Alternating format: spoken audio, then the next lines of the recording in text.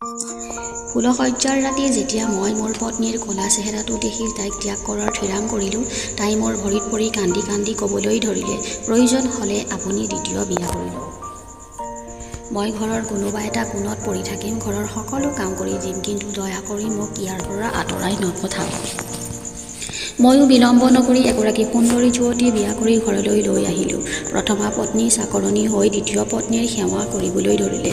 ঘৰৰ সকলোৱে বহুত আনন্দত দিন কটাবলৈ ধৰিলে, কিয়নো সকলোৱে ফ্ৰীতে বন কৰা মানুহ এগৰাকী পাই গৈছে। কিন্তু এদিন ৰাতি হঠাতে যি দেখিলোঁ সেয়া মোৰ বাবে অকল্পনীয়। আজি মই বাহিৰত থিয় হৈ খুব শান্ত দৃষ্টিৰে ঘৰৰ দৰ্জাখনলৈ চাই আছোঁ।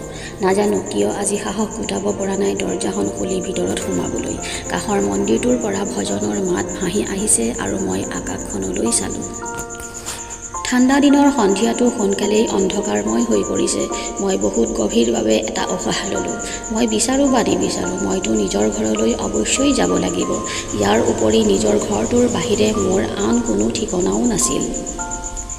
মই দুৱাৰখন খুলি ভিতৰত প্ৰৱেশ কৰিলোঁ। গোটেই ঘৰটো প্ৰত্যেক দিনৰ দৰে চিকমিকাই আছে। মাৰ্বলৰ মজিয়াখনত মোৰ নিজৰ প্ৰতিচ্ছবি ভাহি উঠিছে।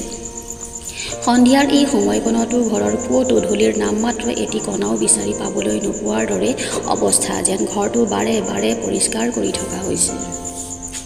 আৰু মোৰ ভৰিৰ জোতা বোকা মাটিৰে লুটপুট খাই আছে। যেতিয়া মই আগবাঢ়িছোঁ, মজিয়াত মোৰ ভৰিৰ খোজবোৰে চিন আঁকি গৈছে। ড্ৰয়িং ৰুমত প্ৰৱেশ কৰোঁতেই মোৰ দৃষ্টি ভিতৰৰ পৰিৱেশটোত পৰিল। বৰ ধুনীয়াকৈ সুসজ্জিত কৰি থোৱা আছে। মোৰ মৰমৰ পত্নীয়ে ৰঙা পোছাক পৰিধান কৰি সাজি কাচি সোফাত বহি হাতত চাহৰ কাপ লৈ টিভি চাই আছে। তাইক দেখি মোৰ মনত হাঁহি ফুটিছে যদিও প্ৰকাশ্যে সেয়া দেখুৱাব পৰা নাই। তাই দেখিবলৈ বহুত ধুনীয়া। এটা সন্তানৰ মাক হোৱাৰ পিছতো তাইৰ সৌন্দৰ্য কোনো গুণে কম হোৱা নাই। মোক দেখা মাত্ৰই মোৰ পত্নীয়ে মোক ইংগিতেৰে কাষত বহিবলৈ ক'লে আৰু পাকঘৰৰ ফালে মুখ কৰি চিঞৰি ক'লে, কাবেৰী, অমিতৰ কাৰণেও চাহ লৈ আহা। মই চুপচাপ তাইৰ ওচৰত বহি গ'লোঁ। আজি মোৰ অন্তৰখন বৰ দুখী দুখী লাগি আছে।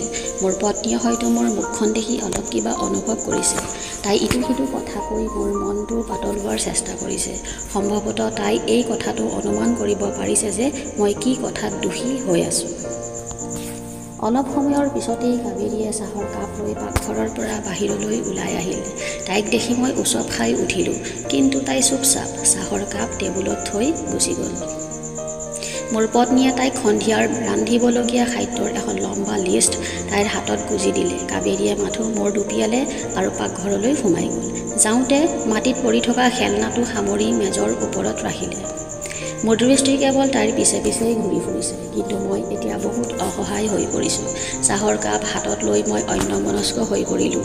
ৰাতিৰ আহাৰ বহুত সোৱাদযুক্ত হৈছে। কাবেৰীৰ হাতত যেন কিবা যাদু আছে। মোৰ পত্নীয়ে অনৰ্গল কথা কৈ গৈছে আৰু মই অন্যমনস্ক হৈ তাইৰ কথাবোৰৰ উত্তৰ দি গৈছোঁ। খোৱা হোৱাৰ পিছত মই সোনকালে শুবলৈ গুচি গ'লোঁ। মোৰতো গধুৰ গধুৰ লাগি আছে আৰু বহুত চেষ্টা কৰিও টোপনি যাব পৰা নাই। কাষত মোৰ পত্নী গভীৰ টোপনিত লালকাল হৈ আছে।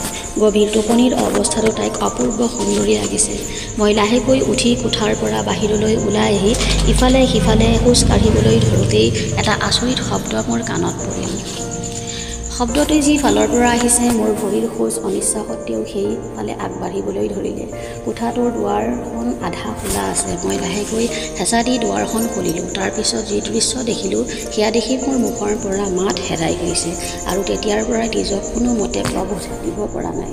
সেইবাবেই হয়তো আজি গোটেই দিনটো মোৰ অন্তৰখনত এটা গধুৰ বোজা কঢ়িয়াই লৈ ফুৰাৰ দৰে লাগি আছে। এয়া এক অজানা ভয়, যিয়ে ৰাতিপুৱাৰ পৰাই মোক বান্ধি ৰাখিবলৈ চেষ্টা কৰিছে। এতিয়া সেই ভয় বাস্তৱত পৰিণত হ'বলৈ গৈ আছে যেন মোৰ অনুমান হ'ল। মই ভয়ত আগপিছ নগুনি উলটি দৌৰি নিজৰ কোঠালৈ গুচি আহিলোঁ। ঘড়ী চাই দেখোঁ ৰাতি 12 বাজিছে। মোৰ শ্বাস প্ৰশ্বাস তীব্ৰ হৈ পৰিছে। এই হাড় কঁপোৱা জাৰতো ঘামি মোৰ গোটেই গা তিতি গৈছে। কলিজাটো জোৰে জোৰে ধপধপাবলৈ ধৰিছে আৰু চকুপানী যেন নৰবই। যদি কোনোবাই মোক ৰাতিৰ এই সময়ৰ নিৰ্জনতাত, যি নেকি এজন সাহসী পুৰুষ, তেওঁ এনেদৰে কন্দা দেখিলে কত কি যে ভাবিলেহেঁতেন। কিন্তু সঁচা কথা ক'বলৈ গ'লে যোৱাকালি আৰু আজিৰ ঘটনাই মোক ভিতৰৰ পৰা একেবাৰে দুৰ্বল কৰি পেলাইছে। মই বহু চেষ্টা কৰিও 3 বছৰ আগৰ সেই ঘটনাটো মনত নুশুৱৰি থাকিব নোৱাৰিলোঁ, যিটোৱে মোৰ গোটেই জীৱনটো খেলিমেলি কৰি দিছিল। গল্পটো ভাল লাগিলে লাইক কৰিব, শ্বেয়াৰ কৰিব আৰু গল্পটোৰ পিছৰ অংশটো পাবলৈ চেনেলটো ছাবস্ক্ৰাইব কৰি ওচৰতে থকা বেল আইকনটো টিপি দিব। আপোনালোক সকলোকে বহুত বহুত ধন্যবাদ।